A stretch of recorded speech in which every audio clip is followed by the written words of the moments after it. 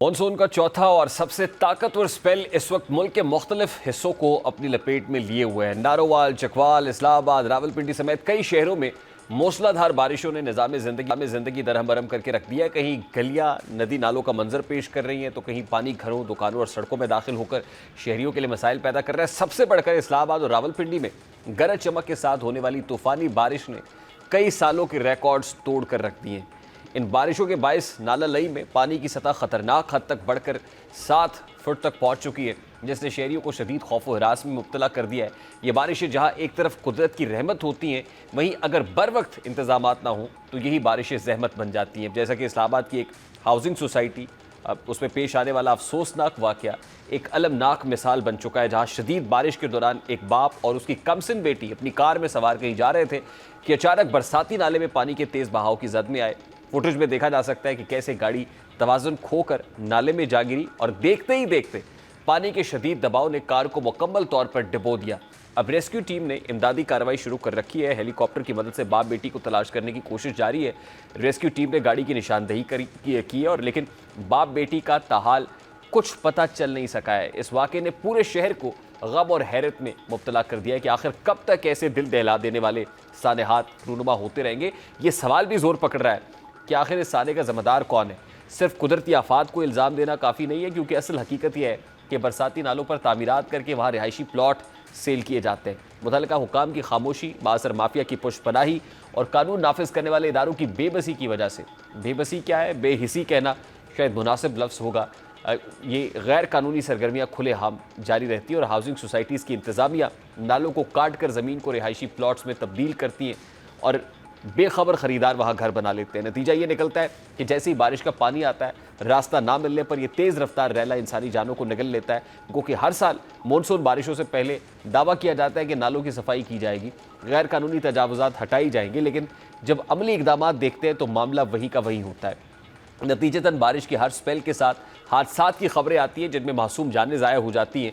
ज़रूरत तो इस बात की है कि हुकूमत फौरी तौर पर एक जामे प्लान मुरतब करे, जिसके तहत न सिर्फ मौजूदा नालों की सफाई और बहाली की जाए, बल्कि नालों पर कब्जा करके तामीर किए गए मकानात और प्लॉट्स के ज़िम्मेदारों का भी एहतसाब किया जाए।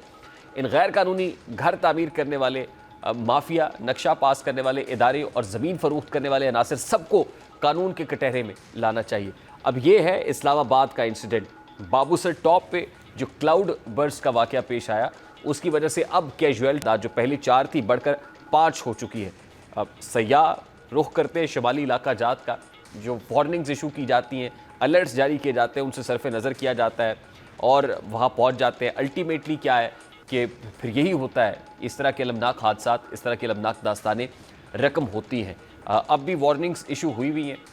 क्लाइमेट चेंज की वजह से जिस तरह की क्विकली और जिसकी प्रेडिक्शंस भी नहीं की जा सकती हैं, अनयूजुअल इंसिडेंट्स पेश आते हैं, वो इंसानी जानों की ज़िया का बाइस बनते हैं। डॉक्टर आसिफ जावेद साहब जो फ्लड एक्सपर्ट हैं और वर्ल्ड बैंक के कंसल्टेंट भी उन्होंने हमें ज्वाइन किया हुआ है। अस्सलाम वालेकुम डॉक्टर साहब, बहुत बहुत शुक्रिया आपके वक्त के लिए। डॉक्टर साहब, सबसे पहले तो बड़ा सादा सा सवाल है, ये जो कुछ हो रहा है ये नेचुरली अकर हो रहा है या फिर ये मैन मेड है? ज़ाहिर है नेचर का रूल है, क्लाइमेट चेंज है, लेकिन ये क्लाइमेट चेंज जो इतना क्विकली हो रहा है, अब्रप्टली हो रहा है, ये मैन मेड क्राइसिस कहा जाएगा, नेचुरल कहा जाएगा? मैं पर्टिकुलरली रेफर कर रहा हूँ जो बाबूसर टॉप पे हुआ क्लाउड बर्स्ट का इंसिडेंट, और फिर इस्लामाबाद की एक निजी हाउसिंग सोसाइटी के अंदर जो बड़ा ही दर्दनाक वाक़या पेश आया कि एक बाप और बेटी, कमसिन बेटी, गाड़ी में सवार थे कि बरसाती नाले के जो रैला है वो उनको बहा के ले गए और अभी तक रेस्क्यू ऑपरेशन जारी है, उनका पता नहीं चल सका है।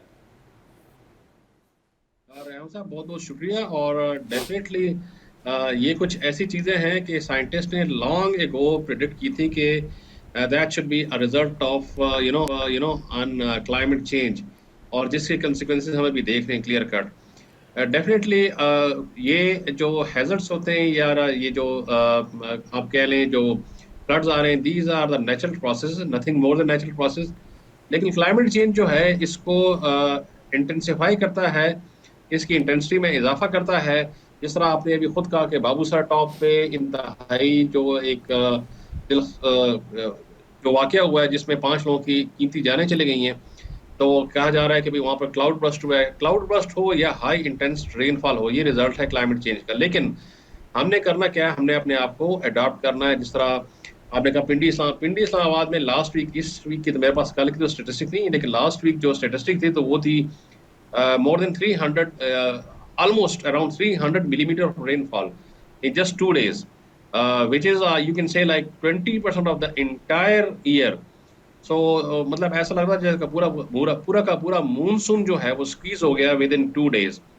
और ये चलता रहेगा पूरे बरसात में या इस मानसून के सीजन में। लेकिन रेहान साहब, मसला यहाँ पर नहीं खत्म होता। मसला ये है कि इन्होंने तो आना है, क्या हम अपने आप को अडाप्ट कर रहे हैं, नहीं कर रहे हैं। दिन ब दिन हमारी अर्बनाइजेशन बढ़ रही है, हमारी हाउसिंग सोसाइटी बढ़ रही है without taking into consideration of the waterways, जी नेचुरल जी जो बिल्कुल, मैं पानी मैं की मैं जो यहीं गंगाएं पे हैं। मैं यहीं पे आपको लाना चाह रहा था सर कि ये जो जंगलात का कटाव हुआ है पर्टिकुलरली, और हमने ग्रीन लैंड को ब्राउन में कन्वर्ट किया है, कंक्रीट का जंगल बना दिया है। जो मैंने इस्लामाबाद इंसिडेंट का जिक्र किया ना, वो एक निजी हाउसिंग सोसाइटी का है। वहां पे एक बाप और बेटी जो एक गाड़ी समेत जो है वो इस पानी के बहाव के साथ बह गए। पानी के बहने का रास्ता नहीं, जो जो हमने देखा अभी तक, वहां पे हेलीकॉप्टर भेज के रेस्क्यू ऑपरेशन किया जा रहा है, बट उनका पता कोई नहीं है। This is very unfortunate sir. जी जी, देखिए रियाम साहब, हमारे पाकिस्तान में अगर आप देखें तो रिवर प्रोटेक्शन एक्ट एग्जिस्ट करता है, बट क्या इसको ट्रू सेंस में फॉलो किया जाता है? Not at all. एम्बैंकमेंट्स में क्या क्या है, मतलब वहां पर हमने आबादियां कर दी हैं, वहां पर हमने कंक्रीट के स्ट्रक्चर बना दिए हैं, एस्फाल्ट, ये तमाम चीजें जो हैं ये फ्लडिंग को प्रमोट करती हैं, ना कि फ्लडिंग को रोकने में मदद करती हैं। हमने इको टूरिज्म को प्रमोट नहीं किया, हमने इकोलॉजिकल टाइप की सोसाइटीज नहीं बनाई, हमने मतलब है कंक्रीट के जंगल खड़े कर दिए, जिसकी वजह से क्या किया, पानी को हमने कन्फाइन कर दिया। अब नेचुरल सी बात है, एक पानी का फ्लो अगर एक चैनल की कैपेसिटी है लेट्स से 30 क्यूसिक, उसको आपने कन्फाइन करके 20 पे कर दिया है, तो जो अगला 10 क्यूसिक वाटर है वो तो डेफिनेटली बाहर आएगा और तबाही मचाएगा और ज्यादा पानी की क्वांटिटी नीचे आएगी।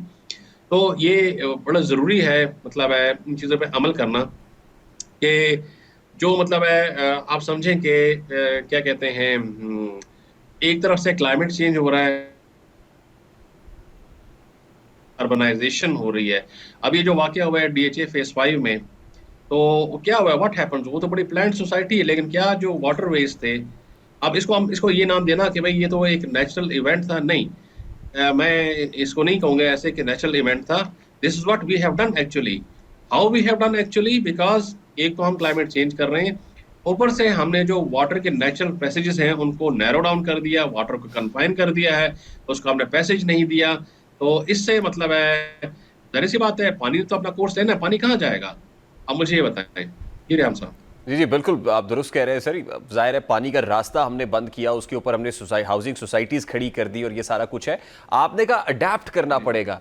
अडेप्ट कैसे करें? सबसे पहले तो आप ये बताइए कि वो लोग खासतौर पे जैसे जो बाबू सर टॉप पहुंचे या नॉर्दर्न एरियाज का विजिट करते हैं, स्वात की तरफ जाते हैं, सबसे पहले तो क्या अब हमें ये देखना पड़ेगा कि कौन सा सीजन ऐसा है, मतलब वुमन समर वेकेशंस के अंदर लोग वहां पे जाते हैं, तो क्या रुख ना किया जाए शिमाली इलाका जात का इस मौसम के अंदर? नंबर 1।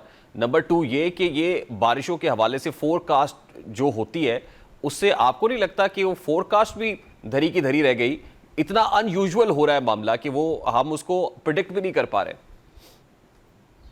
देखिए रेहाम साहब, आपने मैं ये कहने वाला था कि एक तो क्लाइमेट चेंज, जो वेदर की प्रिडिक्शन है, अगर कोई मतलब है कोई भी वेदर फोरकास्टर ये कहता है कि भाई कल इतने बजे लाजमी बारिश होगी, तो मेरे ख्याल से he is a big liar. क्योंकि देखिए वेदर इतना डायनेमिक है, फिर क्लाइमेट इतनी डायनेमिक है कि इसकी आप एक्यूरेट फोरकास्टिंग कभी भी नहीं कर सकते। आप प्रिडिक्शन दे सकते हैं, इसलिए वर्ड यूज करते हैं हमेशा कि भाई बारिश होने का इम्कान है, या इन चीजों का इम्कान जो काफी तक बेहतर भी होता है।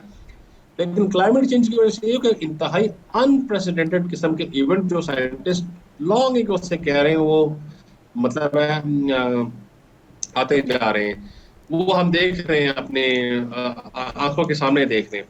दूसरी बात यह है, आपने बड़े अच्छे पॉइंट की तरफ तवज्जो हटा दी है, दिला दी है कि when people should take it very seriously, मतलब हम इन वार्निंग को सीरियस लें और इन पे अमल दरामद करें। ठीक है, इस तरह आजकल देखें, अभी अब डेफिनेटली एक सीजन चल रहा है, मानसून का है, we have rain all over the Pakistan, या मैक्सिमम पोर्शन में है, फिर फ्लड्स भी साथ आ रहे हैं। तो ये इशू बिल्कुल एक लाइमलाइट इसने इख्तियार की हुई, लोग इस पर डिस्कशन भी कर रहे हैं, गवर्नमेंट भी बोल रही है, टीवी चैनल्स भी बोल रहे हैं, हम भी डिस्कस कर रहे हैं, घरों में डिस्कशन हो रही है।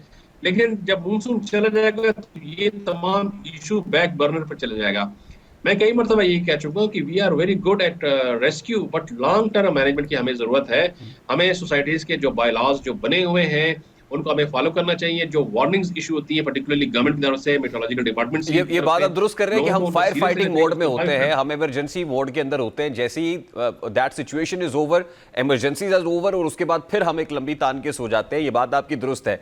मैं ये कह रहा हूं सर कि क्या आप पब्लिक को, बीइंग पब्लिक, क्या मूवमेंट रिस्ट्रिक्ट करनी चाहिए इस मौसम के अंदर, मोबिलिटी को रिस्ट्रिक्ट कर लें, कम निकलें, या इस तरह के इलाकों का रुख ना करें? क्या करें हम, अडेप्ट या फिर दूसरे देखिए, तरीके से बिल्कुल, करें? बिल्कुल, क्योंकि अडेप्टेबिलिटी तो लॉन्ग टर्म डेफ़िनेटली है सर। देखिए, जी। डेफ़िनेटली देखें, अब जितने दुनिया के टेक्निकली एडवांस कंट्रीज़ आपने देखा होगा, वो बाकायदा अपने सिटीज़न को ट्रैवल एडवाइज़रीज़ इश्यू करते हैं। तो हमें भी पाकिस्तान में भी अपने लोगों को डिपार्टमेंट्स की तरफ से बाकायदा ट्रैवल एडवाइज़री इश्यू करनी चाहिए, जो कि शायद ठीक, मेरे ख्याल से बहुत बहुत शुक्रिया। डॉक्टर आसिफ जावेद साहब हमारे साथ मौजूद थे।